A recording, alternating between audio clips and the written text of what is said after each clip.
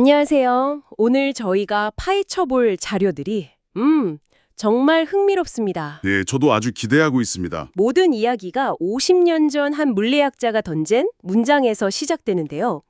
양이 많아지면 질이 변한다. More is different. 네, 바로 그 말이죠. 이 오래된 통찰이 어떻게 2026년 지금 인공지능의 이 엄청난 도약을 설명하는 가장 중요한 열쇠가 됐는지 그 연결고리를 한번 따라가 보려고 해요. 좋습니다. 오늘 청취자 여러분과 함께할 미션은 이겁니다. AI가 그냥 똑똑해졌다는 게 아니고요. 왜 특정 능력이 마치 하룻밤 사이에 짠! 하고 나타나는 것처럼 보이는지, 이게 진짜 지능의 탄생인지 아니면 아주 정교한 착시 현상인지 그 근본 원리를 파헤쳐보는 거죠. 맞습니다. 시작은 1972년 필립 앤더슨이라는 노벨상 수상 물리학자였어요. 아, 노벨상 수상자. 네, 당시 과학계는 환원주의가 거의 전부였죠. 모든 걸 잘게 쪼개서 제일 작은 부품을 이해하면 전체 시스템도 이해할 수 있다. 뭐 이런 믿음이었거든요. 그렇죠. 그게 기본이었죠. 그런데 앤더슨이 아니다 라고 말한 겁니다. 아주 쉬운 예를 들었어요.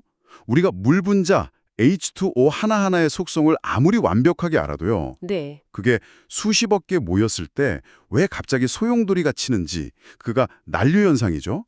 또 왜 아름다운 육각형의 얼음 결정이 생기는지 이건 절대 설명할 수 없다는 거예요. 아, 분자 하나만 봐서는 알 수 없는 거대한 현상. 바로 그겁니다. 이렇게 양이 어떤 임계점을 넘어 쌓였을 때 이전에는 아예 없던 완전히 새로운 규칙과 질서가 나타나는 현상, 그걸 창발, 이머전스라고 불렀습니다. 창발, 그러니까 개결 부품의 합으로는 설명이 안 되는 어떤 거대한 변화군요. 네, 좋습니다. 그럼 이 물리학 아이디어가 어떻게 반세기나 지나서 AI 개발자들의 책상 위로 돌아왔는지 지금부터 본격적으로 따라가 보시죠. 네. 앤더슨이 이 창발을 설명하려고 대칭성 깨짐이라는 개념을 썼다고 하는데요.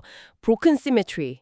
단어부터가 좀 어렵네요. 이게 대체 무슨 뜻인가요? 뜨거운 샘물이 식어서 단단한 쇠가 되는 걸 상상해 보시면 이게 이해하기가 좀 쉬운데요. 아, 쇳물이요. 네.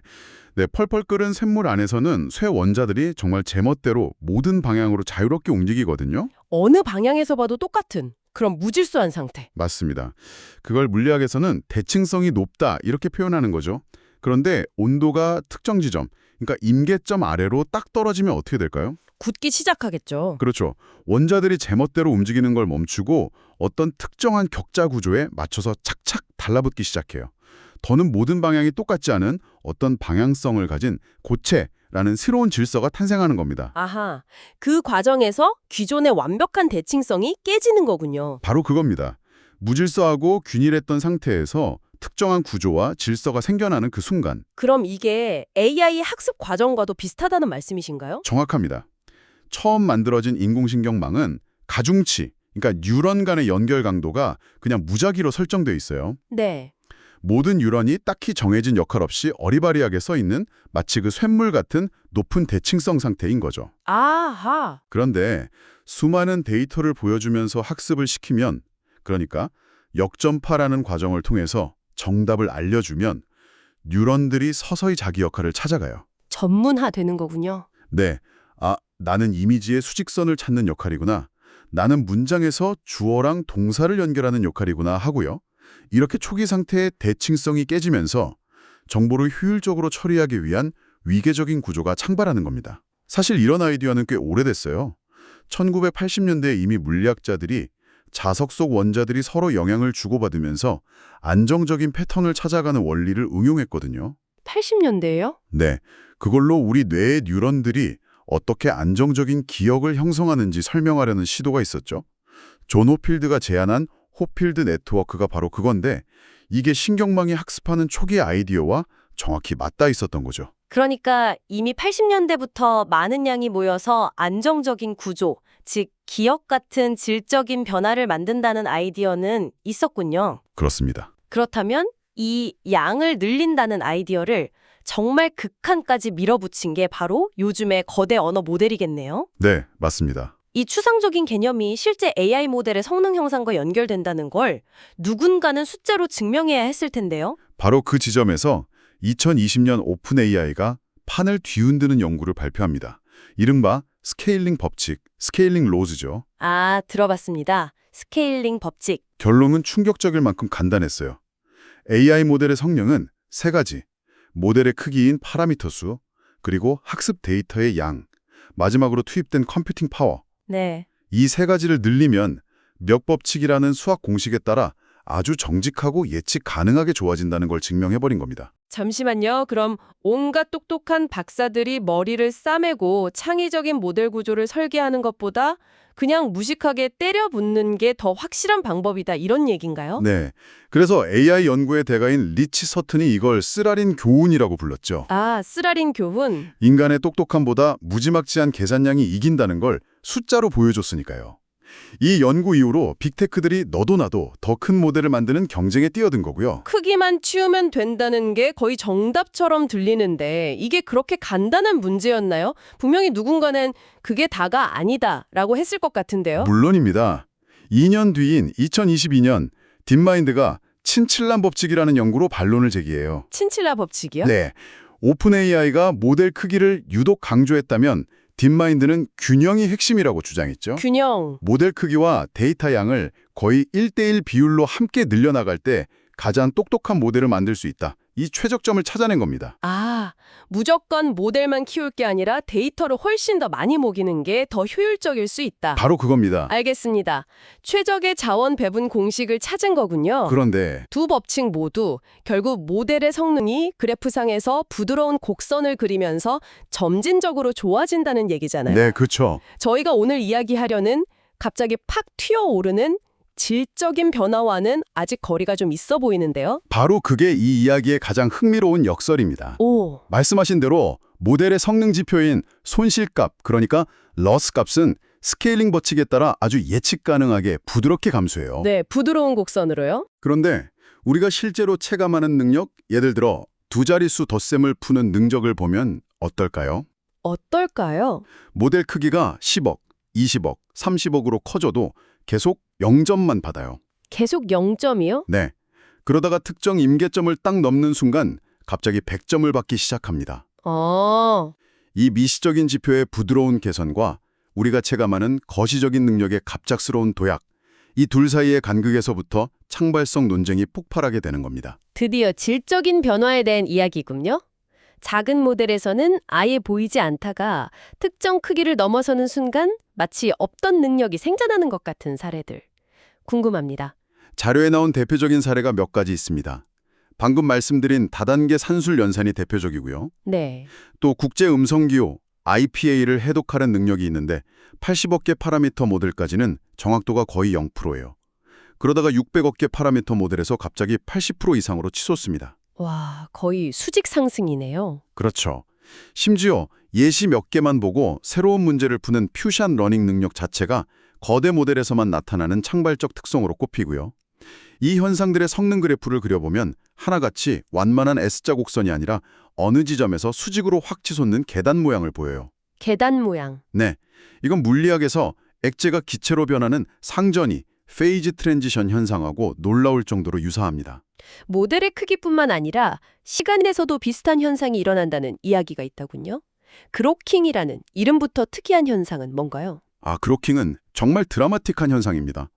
모델에게 간단한 나눗셈 같은 알고리즘 문제를 학습시킬 때 벌어지는 일인데요. 네. 학습 초기에는 모델이 문제랑 정답상을 그냥 통째로 외워버려요. 암문이하는 거군요. 네, 훈량 데이터에 대한 정확도는 100%가 나오지만 처음 보는 테스트 데이터에 대해서는 거의 0점에 가까운 완벽한 과적합 상태에 빠지는 거죠. 훈련은 잘하는데 실전은 꽝인. 그러니까 그거죠. 보통 이 시점에서 학습을 멈추는데 연구자들은 멈추지 않고 그냥 계속 학습을 시켜봤어요. 그랬더니 정말 오랜 시간이 흐른 뒤 어느 순간 갑자기 모델이 데이터에 숨겨진 근본적인 규칙 자체를 깨우치면서 오! 테스트 데이터 정확도가 0%에서 100%로 수직 상승하는 현상을 발견했습니다. 와, 암기만 하던 학생이 어느 날 갑자기 원리를 깨우치는 유레카의 순간 같네요. 정확한 비유입니다. 이건 더 많은 데이터가 아니라 더 많은 최적화 시간이라는 양이 암기라는 낮은 수준의 질에서 일반화라는 높은 수준의 진로의 도약을 이끌어낸 아주 중요한 증거인 거죠. 솔직히 이 모든 게 너무 신기해서 좀 비현실적으로 들리기도 합니다.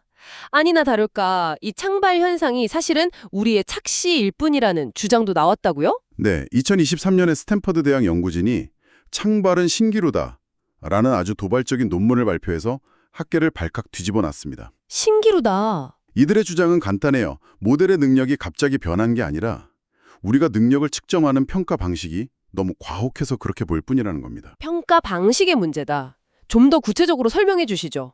예를 들어 5단계의 논리적 추론을 거쳐야 풀 수 있는 문제가 있다고 해보죠.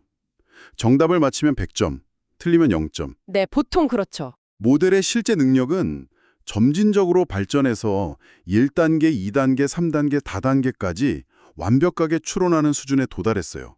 하지만 마지막 5단계에서 딱 한 번 실수하면 점수는 여전히 0점이죠.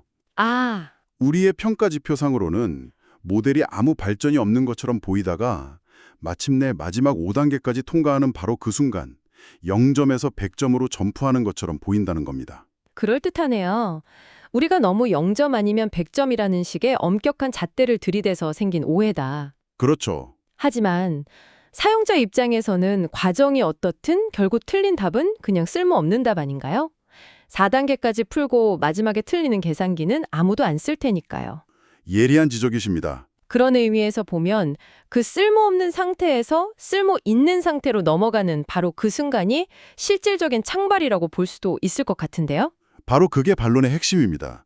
실용적인 관점에서 그 도약은 분명 의미 있는 질적 변화라는 거죠.